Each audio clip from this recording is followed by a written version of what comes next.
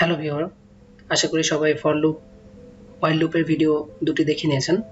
এই ভিডিওতে break statement এবং কন্টিনিউ স্টেটমেন্ট নিয়ে আলোচনায় আমি সাথে আছি দিয়ে পলাশ। ফর লুপ ও হোয়াইল লুপের ক্ষেত্রে আপনারা দেখেছেন ফর লুপের সম্পূর্ণ কন্ট্রোল থাকে কন্ডিশনের উপর, কিন্তু লুপের কন্ট্রোল করার জন্য আরও দুটি স্টেটমেন্ট সম্পর্কে এখন আমরা জানব।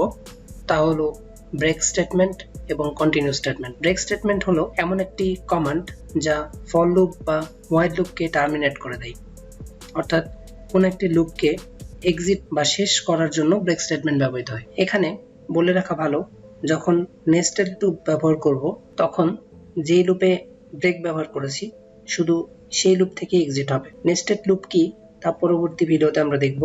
নেস্টেড লুপ হলো একটি লুপের ভিতরে আরো একটি লুপ, অর্থাৎ আপনি যদি দ্বিতীয় লুপে ব্রেক ইউজ করেন তাহলে শুধুমাত্র দ্বিতীয় লুপটি এক্সিট হবে, প্রথম লুপটি এক্সিট হবে না, বরং প্রথম লুপটি এক্সিকিউশন করতে থাকবে। এই ভিডিওতে আমরা লুপ এবং সিলেকশন স্ট্রাকচার কম্বাইন করে ব্যবহার করব। এখানে আমরা নেস্টেড লুপ ইউজ করছি না, তবে নেস্টেড লুপের পরবর্তী ভিডিও দেখলে আশা করি নেস্টেড লুপ সম্পর্কে ক্লিয়ার হয়ে যাবেন। এবার আসি কন্টিনিউ স্টেটমেন্ট সম্পর্কে। কন্টিনিউ স্টেটমেন্ট হলো এমন একটি কমান্ড যা লুপের শুধুমাত্র একটি বা কিছু সংখ্যক ইটারেশনকে স্কিপ করতে পারবে। অর্থাৎ এই ক্ষেত্রে লুপের ভেতরে আমরা কিছু কন্ডিশন দেব, যদি কন্ডিশনটি ট্রু হয় তখন ওই স্টেটমেন্টকে এক্সিকিউট না করে বরং পরবর্তী ইটারেশনে চলে যাবে। তাহলে ব্রেক এবং কন্টিনিউ স্টেটমেন্টের মূল পার্থক্য হলো ব্রেক কমান্ডে সম্পূর্ণ লুপকে এক্সিট করে দেয়, কিন্তু কন্টিনিউ কমান্ড শুধুমাত্র একটি ইটারেশন বা কিছু সংখ্যক ইটারেশনকে স্কিপ করে দেয়, অবশ্যই সম্পূর্ণ লুপকে এক্সিট করে না। আশা করি ব্রেক স্টেটমেন্ট এবং কন্টিনিউ স্টেটমেন্ট সম্পর্কে সম্যক ধারণা ক্লিয়ার হয়েছে। প্রোগ্রামের সাথে আমাদের যেরকম কন্ডিশন দরকার সেটি ব্যবহার করতে হবে, অর্থাৎ যদি কখনো সম্পূর্ণ লুপকে ব্রেক করে দেওয়ার প্রয়োজন পড়ে তাহলে ব্রেক স্টেটমেন্ট, এবং যদি কোনো একটি নির্দিষ্ট স্টেটমেন্টকে এক্সিকিউট না করার প্রয়োজন পড়ে তাহলে সেখানে কন্টিনিউ স্টেটমেন্ট ব্যবহার করতে হবে। আমরা যখন এক্সাম্পল দেখব তখন বেশি ক্লিয়ার হয়ে যাব। এবার আমরা চলে আসি ব্রেক স্টেটমেন্টের একটি সিম্পল এক্সাম্পলে। এখানে ব্রেক স্টেটমেন্টের খুবই সিম্পল একটি এক্সাম্পল দেখানো হয়েছে।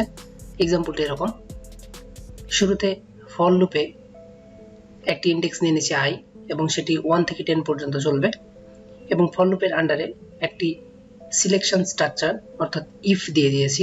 ইফ i = 3, অর্থাৎ যদি i এর ভ্যালু 3 হয় তাহলে এই লুপটিকে ব্রেক করে দেবে।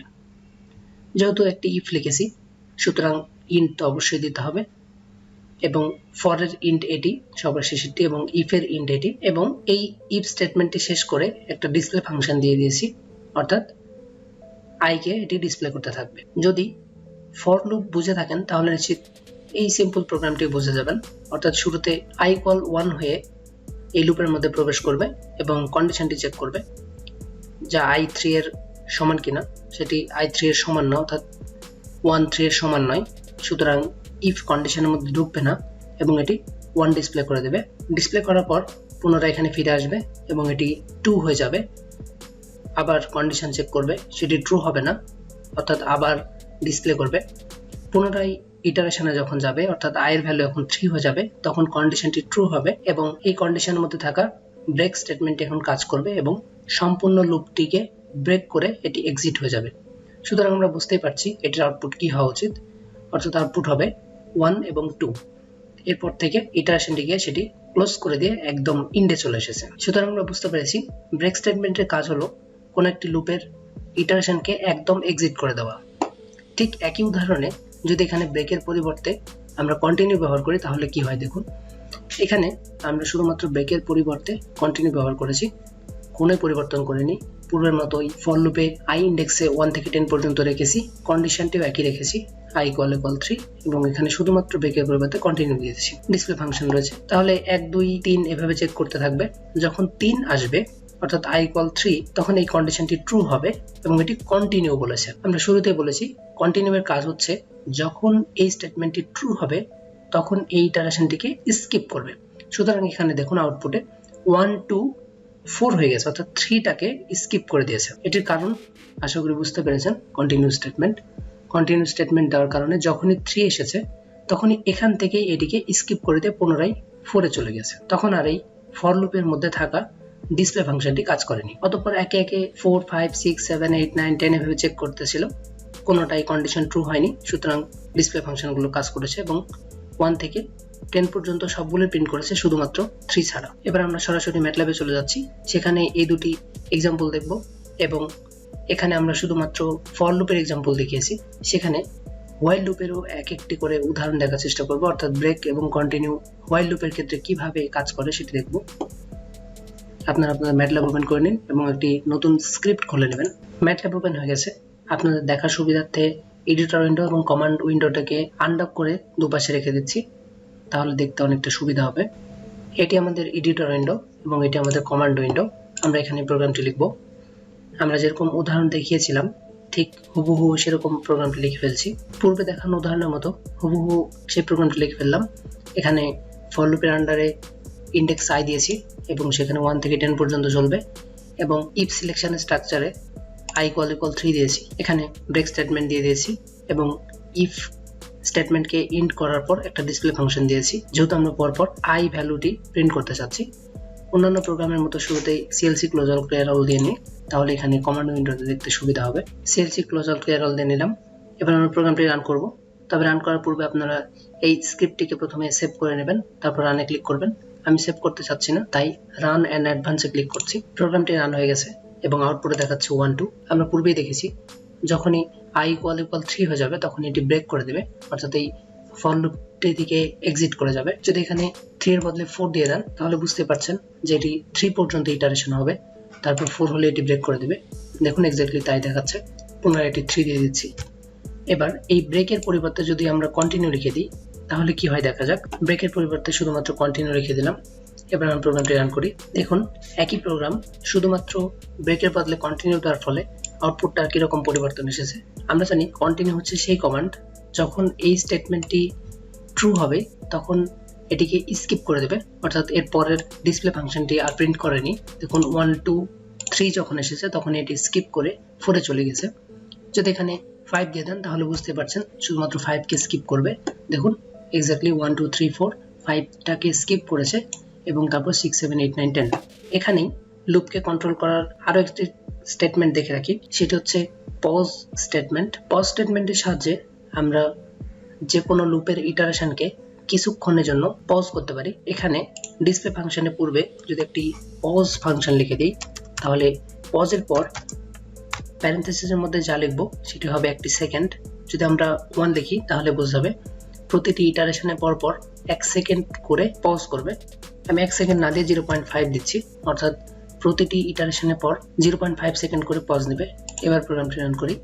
1, 2, 3, 4, 5 স্কিপ করেছে, 6, 7, 8, 9, 10 এভাবে 0.5 সেকেন্ড করে পজ দিয়ে আউটপুট দেখাচ্ছিল।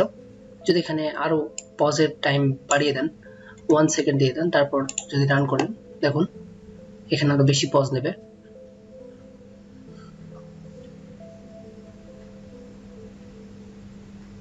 আশা করি আপনারা ব্রেক, কন্টিনিউ এবং পজের ব্যবহার বুঝতে পেরেছেন। আমরা এখানে শুধুমাত্র ফর লুপ দিয়ে ব্রেক, কন্টিনিউর ব্যবহার দেখিয়েছি। এবার চলে যাচ্ছি হোয়াইল লুপের ক্ষেত্রে। হোয়াইল লুপের ক্ষেত্রেও ব্রেক এবং কন্টিনিউ স্টেটমেন্টগুলোর ব্যবহার প্রায় সেম, তবে একটি উদাহরণ দেখে আপনাদের বেশি ক্লিয়ার করে দিচ্ছি। আপনার ইচ্ছা হলে নতুন একটি স্ক্রিপ্ট খুলে সেখানে লিখতে পারেন, তবে আমি একটি নতুন স্ক্রিপ্ট না খুলে এখানে সেকশন আলাদা করে দিচ্ছি। হয়তো অনেকে সেকশন আলাদা করতে জানেন না, দেখে নিন। এটি ইন্টার দিয়ে যদি দুটি পার্সেন্টেজ চিহ্ন দিয়ে দেন তাহলে এটি একটি নতুন সেকশন তৈরি হয়ে যাবে এবং পার্সেন্টেজ দেওয়ার পর স্পেস দিয়ে আপনি যা ইচ্ছে তাই লিখতে পারেন। আমি লিখলাম ex1, অর্থাৎ এক্সাম্পল 1। এটি একটি সেকশন এবং এই সেকশনের পরে আরেকটি সেকশন তৈরি করতে চাচ্ছি। এখানে পুনরায় আবার দুটি পার্সেন্টেজ চিহ্ন দিতে হবে, তাহলে এটি একটি আলাদা সেকশন তৈরি হয়ে যাবে এবং এটি লিখছি ex2।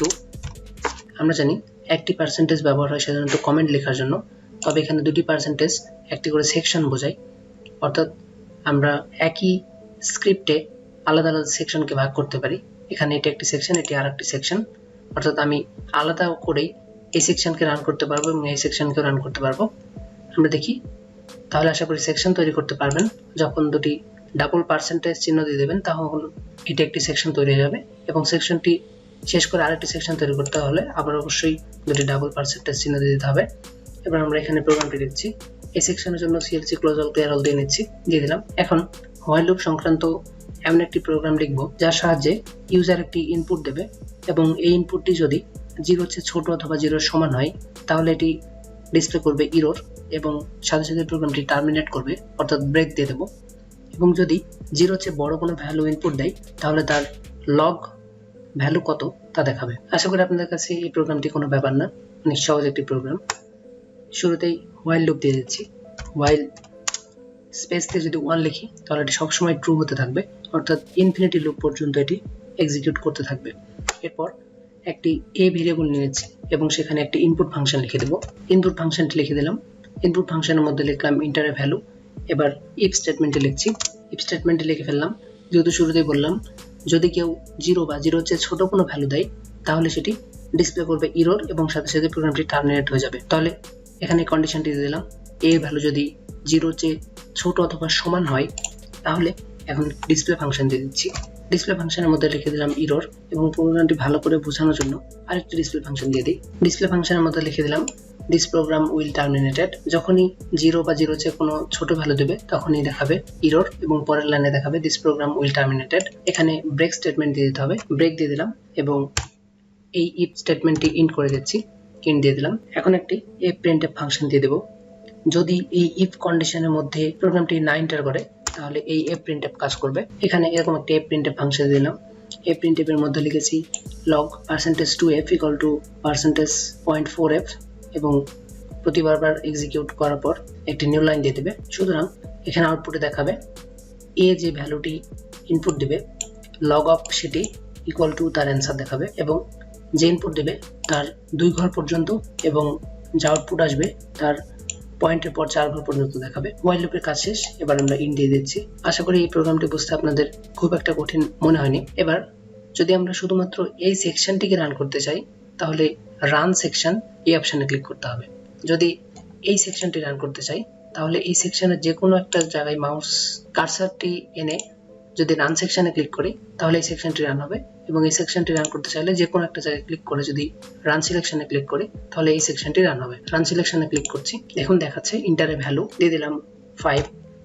দেখাচ্ছে log of 5 equal to 1.6094। যেহেতু এটি একটি ইনফিনিটি লুপ দিয়ে দিয়েছি, অর্থাৎ হোয়াইল এর পর 1 দিয়েছি, অর্থাৎ সর্বদাই এটি ট্রু হতে থাকবে এবং বারবার এক্সিকিউট করতে থাকবে। অর্থাৎ ইউজার ইচ্ছা করলে ইনফিনিটি টাইম পর্যন্ত এটির ভ্যালু ইনপুট দিয়ে আউটপুট পেতে পারে। তবে যদি ইউজার এখানে 0 ইনপুট দিয়ে দেয় তাহলে দেখুন কি দেখাচ্ছে। দেখাচ্ছে error this program will terminated.